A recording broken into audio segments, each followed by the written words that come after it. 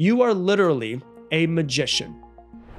You see, you speak, you create.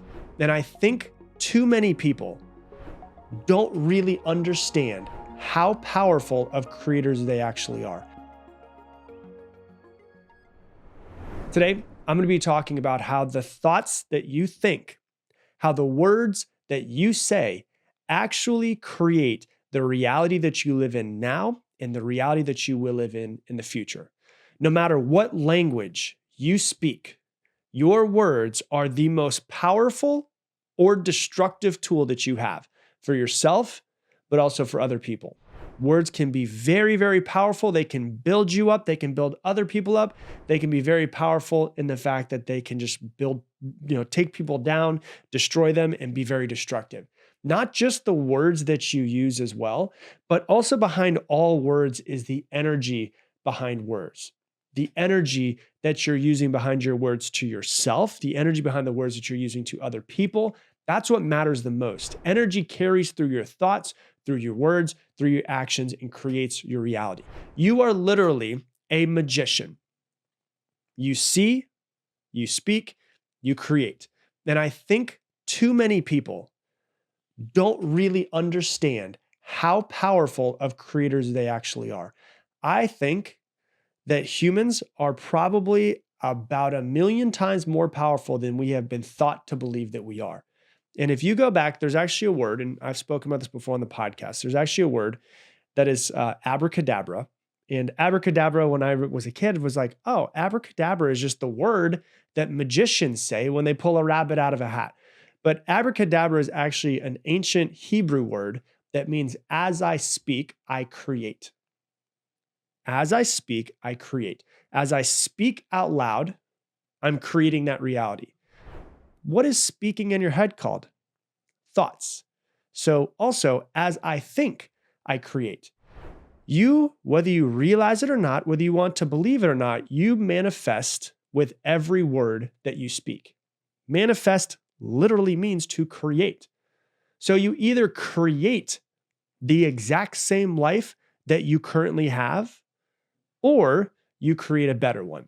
And so many people take their past, and because they want to predict their future, they take their past and they throw it onto their future to try to predict their future. And they're like, well, this is just the way my life is. I was on a call with someone in my group Mindset University this week, and the lady said, I know exactly what my future is going to be because it's always the same as my past.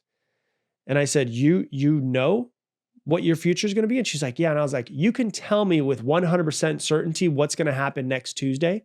And she's like, well, no, not really. And I was like, so can you tell me with 100% certainty what's going to happen tomorrow? She's like, no. And I was like, so then you can't predict your future. The thing that you're doing is you're taking an old version of yourself, 5 years, 10 years, 20 years ago, you're throwing it into the future and going, well, this is what I've always been, so that's what I'm always going to be. You're taking old behaviors of the past, making it your identity of who you are, and then thinking you're trying to predict the future, that's who you're going to be in the future. So how are you thinking? How are you speaking about who you are, about other people, about what you're creating, about what's possible for you? You ever know someone? I have a friend like this, and I used to be this way until I realized I need to really change this. But I have a friend, and you probably know somebody who just always talks about how poor they are. Like in a funny way. They always make, oh, I'm just so broke. I never have any money. They make all of these broke jokes. They're going to be poor forever if they don't stop those broke jokes, if they don't stop talking about how poor they are. I have a friend who won't stop talking about it. He's been my friend since high school. We are now almost approaching 40, and he's still broke. And I remember when we were younger, we used to always make these jokes because we both grew up poor and without any money. And then I was like, hey, I need to kind of stop this if I want to be different. Abracadabra. As you speak, then you create. They will continue to create that life. Anybody will continue to create that life until they change their words. So if you want to change your life, the first thing you need to do is change your thoughts and to change your words. You have to speak. If you want your life to be better, you have to speak above your current circumstances. You have to speak about yourself better than your current circumstances, better than your past. Don't ever identify with something. So often, people will come and they'll say, Rob, I have anxiety. I'm like, don't identify with that. Because if you say I have anxiety or I'm anxious, that is me placing a label on top of myself. It's like saying, hey, I'm Rob. Well, then I'm going to think I'm Rob forever because that's what I think I am, right? If I say I'm anxious, well, then that's my label. That's just who I am. That's just how I am. I would switch it to I've had anxiety in the past, or I'm getting over my anxiety, or I'm getting better with my anxiety. So back when I was 27 years old, I went to a physical therapist, and the physical therapist had shoulder issues and hip issues. And he's like, you should go get an MRI. So I got an MRI, and it turned out that I had 4 torn labrum. So I had 1 in each shoulder and 1 in each hip. And they're like, oh my God, we've never seen this before. We should do surgery. And for years, I listened to people who were wearing white coats and thought there was something wrong with me. And then I ended up going to my uncle who lived in Florida, who's a physical therapist, like, yeah, people tear labrums all the time. Actually, a lot of people don't have labrum, or they have labrum tears and they go through their entire life and have no idea. And so because I was listening to people in white coats, I had thought there was something wrong with me, and I stopped working out as much. I started thinking I needed surgery because I went to a surgeon and told me I needed surgery on both of my shoulders and both of my hips. And I was like, man, I shouldn't be this way. I'm only 27 years old. And then one time I was at my friend's house and I was talking to his wife, and I was talking about how I literally said I go, yeah, I just have shoulder. And I take a step back and I go, I've had shoulder issues in the past. And she's like, whoa, you just stopped yourself in order to change your belief about yourself, didn't you? And I was like, yeah. I started saying to her, I have shoulder issues, which is now me speaking my reality into existence. Like, these seem like little teeny tiny things, but this is what really makes a difference in people's identity and what they think is possible for themselves. So I was saying, I have shoulder issues. And in the middle of saying it, I switch it to, I have had shoulder issues. I had shoulder issues. Because for years, my shoulder issues, my hip issues that I had created a view of myself as if there was some sort of a deficit. And because I thought I was at a deficit, I didn't work out as hard. I didn't do as many sports as I wanted to. I stopped playing intramural basketball, intramural football, all of those things. So I woke up one day and I was like, I'm not going to listen to anybody else. I'm not going to identify with an injury. I'm going to start speaking differently. And I started saying, every time I go to a gym and I would work out, every rep, I am strong, I am healed, I am strong, I am healed, I am strong, I am healed. Fast forward 12, 13 years later, I'm probably in the best shape I've ever been, with still 4 torn labrum in my hips and in my shoulders. People could be like, well, that's kind of cool. That's pretty neat, I guess. Abracadabra. As I speak, I create. If I think something's wrong with me, I will create my reality where something's wrong with me, and I won't take as much action to create myself to be stronger. If I think that I'm strong, if I think that I'm healed, if I say that I'm strong, if I say that I'm healed, I will create that. I mean, if you look at the placebo effect, more than 33% of all medical healings come because people think that they've been healed when in reality they've been given a sugar pill. People heal themselves with their mind. People also make themselves sick with their mind.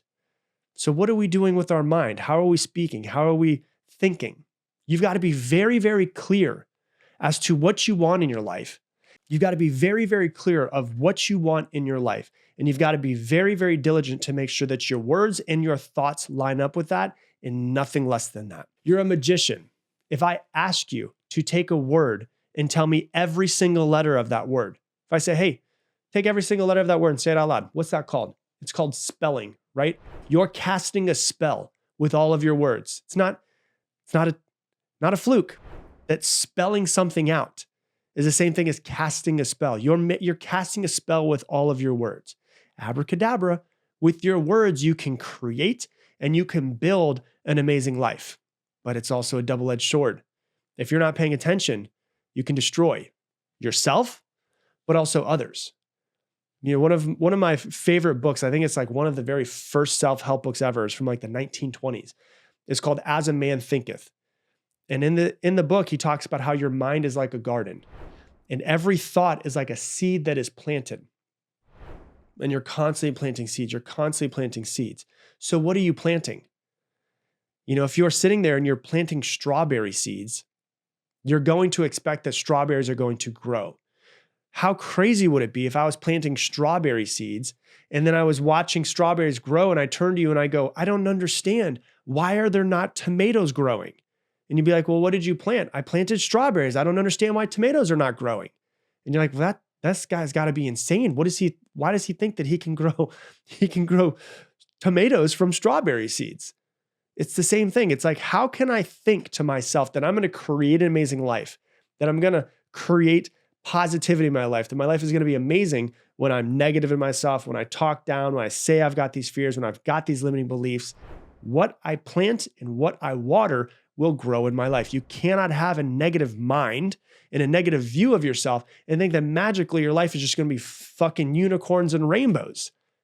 Every word and thought is a spell that you're placing onto yourself. You're casting spells on yourself, but also, very important for you to understand, you are casting spells onto other people, whether you realize it or not. You are. You have to understand that if a child is told that a fat man in a red suit is going to come down their chimney on December 24th, they think that Santa exists. If a child is told that a fairy godmother comes in with wings whenever they lose a tooth and takes their tooth from under their pillow and then puts a $10 bill under it, they're going to think the tooth fairy exists. If a child is told that they're stupid every single day, what do you think they're going to think about themselves? They're going to think they're stupid. If they think that they're stupid and they truly believe it, they will take stupid action, or they won't put as much effort forth into creating the life that they want because they're stupid, or they're not good enough, or they're not smart enough, or they're not lovable.